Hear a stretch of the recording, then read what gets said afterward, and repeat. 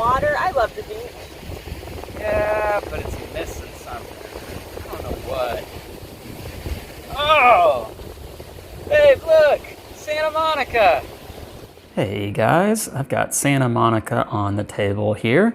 Let me show you what it looks like. This is mostly a card game with a beach theme that you are going to be building your beach resort, trying to obtain your tourists and locals and getting them at certain spots on the beach to get you maximum points.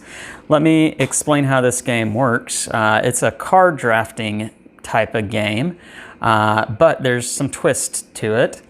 To set up this game, you're going to give each person a starting beach card that shows you what you're trying to achieve. So for instance, this says 1 sandcastle, and that represents victory points at the end of the game. For each tourist spot, that's what the orange icon is, and local spot, that's what the blue one means, that is visited. And so what that means is you're going to try and get your VIP, that's what this little green guy represents, to as many orange or blue spots on your beach as possible, because you're going to get 1 point for each one of those. And we'll put our VIP right there. Now, down here in the bottom left, it shows us that we do get that 1 VIP, and this indicates we get 1 sand dollar. And sand dollars are these little white circle sand dollar tokens. And that's kind of like a currency in the game. And as we see, this is a local spot where the locals like to go. And so we would put one of these tokens right here indicating where our VIP has been to throughout the course of the game. The other players at the table are going to have their own starting cards that are different. And so for instance, this one says 1 victory point for each beach visited, but they don't get any sand dollars. They only get a VIP. And so we would give them a VIP that they put on their beach. Now, that's just the setup in this game. What you're going to be doing is you're going to be taking cards from the bottom row here, one at a time, and attaching them to either the beach if it is a beach card, so for instance, just like that, or a boardwalk card if it is a boardwalk, just like that. And these cards are different, and there's lots of icons in the game, and so that's the first thing that I would have you guys know about playing this with non-gamers, is that there are lots of different icons that are different on every single card, and that does make it a little bit difficult to teach the game, but thankfully the game does come with a very good reference card here that you can see all the different icons. Most of them, I wouldn't say that all of them are on these cards, and so you do need to be aware of that, but it's a pretty good reference card. So again, you're taking turns drafting these cards from the bottom row there, and once you've taken one, just like for instance I took this one here, this top card will slide down in its spot and a new card will come in and fill in the old spot. And when you do take a card, you will gain whatever is indicated on the left of the card. And so for these boardwalk cards, it's going to be the bottom left. For beach cards, it's going to be the top left. And so for instance, this would tell me that I would get 4 sand dollars. Whenever there's something on the right of this line here, separating what you get, this would be the area that tells you what you need to do in order to score points for this card. And so this card tells you that if it's adjacent to any people on any card, so any tourists or locals are on a card next to this card, you're going to lose 4 victory points. That's what this card says. It's an unusual card. It's not like most other cards in the game that give you points. This one takes points away because this is looks like there's a shark in the beach in the water there. So this is shark infested waters and telling you to keep people away from this. Here's another example. This one here says that if you can chain together 4 different nature spots, so that's this icon right here, together, and so by chain it means you have them right next to each other, either side to side, so like let's pretend this was a nature spot, so side to side, or top and bottom. If you get 4 of them together like that, you would get 6 victory points. So there's a couple examples there. And the Boardwalk cards are the same. They're just going to be here at the bottom on the right. And so this one would tell you if it's adjacent to if it's not adjacent, excuse me. So you see that red line through it. So it cannot be adjacent to any tourist spots. You would get 2 points. So again, both players are going to be going back and forth, taking a card here on the bottom, adding it to your beach. Or the other thing that you can do is take one of these 2 sand dollar actions. And so this one here says pay 3 sand dollars to take 1 card from the back. And then you would get to move 4 of your people 1 space each. And so why you would do the moving of the people is because, again, you want to try to get your VIP on the different types of cards to get yourself points, putting these little footprint tokens down showing the course that your VIP has walked through. But you also want to try to get your tourists and locals in different little spaces on cards here. Let me try to show you guys an example of one. And so this card right here says that if you can get 1 local in this ring by the end of the game, then you would get 2 victory points. And so this is kind of a local hangout spot. And so that's why you would want to move some of your people on your cards, trying to get them to different spots on your beach or boardwalk.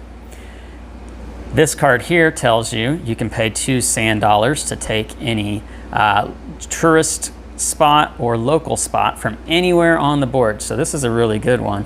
And you would also get to move 2 people 1 space each.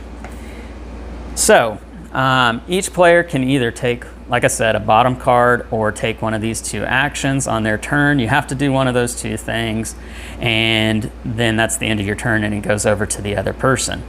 The game goes all the way until one player has added their 14th card to their resort.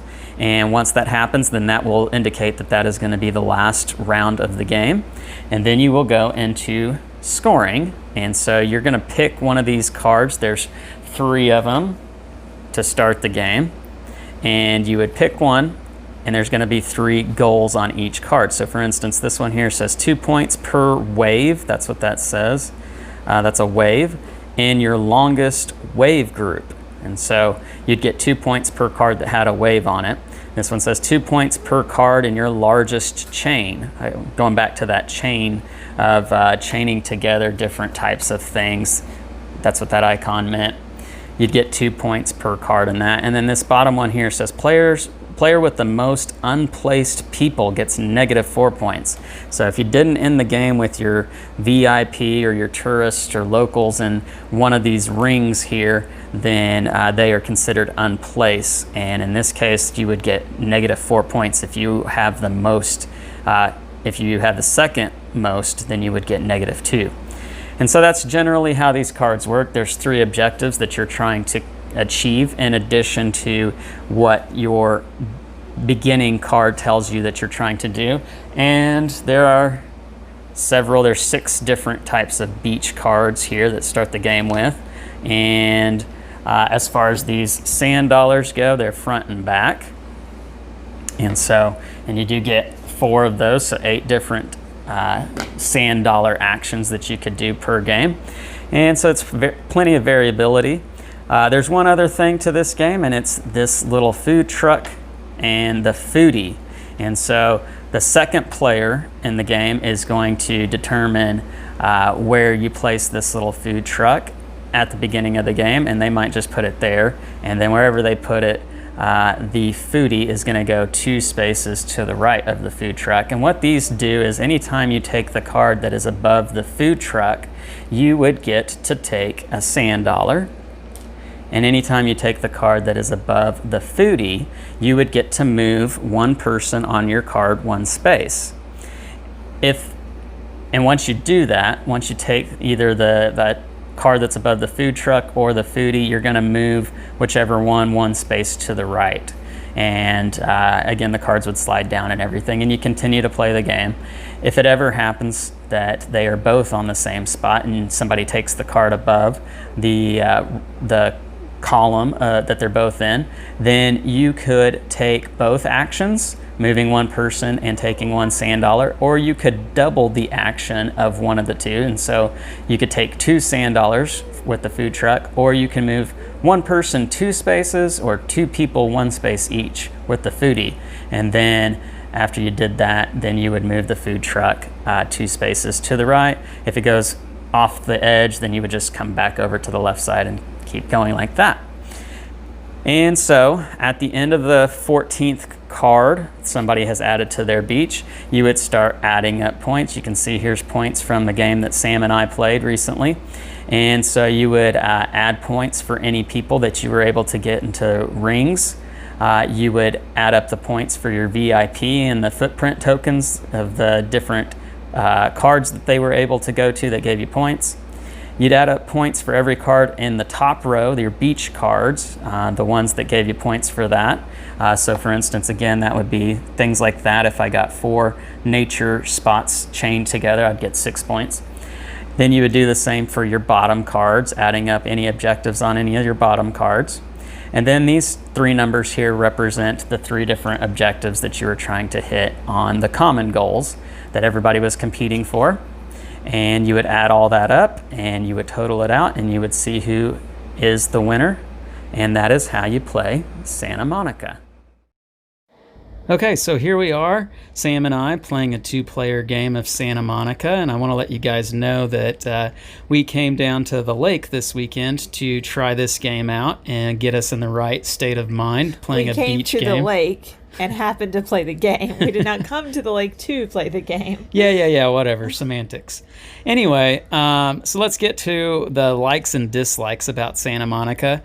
I'll start. For me, the best thing about this game is the art. I love the art on this game, and that's kind of weird for me to say that because I'm not a big art guy when it comes to board games. It's just not something that really sways me one way or the other. But when I think about a beach themed game, this is the art that goes perfect with that. I really enjoy making the scenery with the cards and seeing the beach grow on each card. For me, that's just something that I really enjoy about it.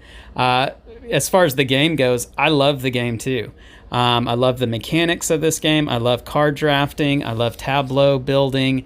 And for me, this just hits it on all levels. I really enjoy that about this game. How about for you, Sam? What are some things that you like about this game? I also enjoyed the art. It definitely felt like a beach game. I liked putting the cards together to create that scene. I liked the competitiveness of it. I liked being able to kind of steal somebody's cards to make sure that they didn't do as well. So that wasn't a knock for you, having cards stolen from you? No, not necessarily, mostly because I'm not in nature a super competitive person, but it's fun to make you mad. And that definitely did happen for sure. On that, let me go ahead and get to probably my only knock against this game, and that is that there are cards that just don't work for the engine that you're trying to build with your tableau, and there are really only 4 cards to pick from unless you do some of those sand dollar actions where you can take a back row card, and sometimes just none of the cards really work for you. And I really would have liked there to be a way to clear the board and replace all the cards with new cards. I don't know how that would work, but I think that should have been something included in the game. Yeah, I agree with that. So how about for you, Sam? Any other knocks that you have against this game? I honestly had a very difficult time with the icons, and I know that kind of makes me sound like I'm an idiot, like I can't read pictures, but they were very difficult. There's a different icon on every card. Some icons have the same icons as another card, but with other imaging and other icons, and you put them together and it means something else. So I just had a hard time coming up with a strategy. Yeah, I can agree with that. There are a lot of icons in this game. The reference cards help, but it's, you're having to look at that reference card time and time again. I think that's something, though, that gets easier with continued plays. We played it twice, and I think for you, you had a real strong difficulty with it the first time and probably not as much the second time. Yes, but it was still difficult. That would be one reason when I did not really enjoy the game, just because you don't want to constantly be asking the gamer, what does this mean again? Or am I doing this right? And there's just a lot of uncertainty for me if I was playing it correctly. So let's get to our ratings on this game on a scale of 1 to 10, love to hate.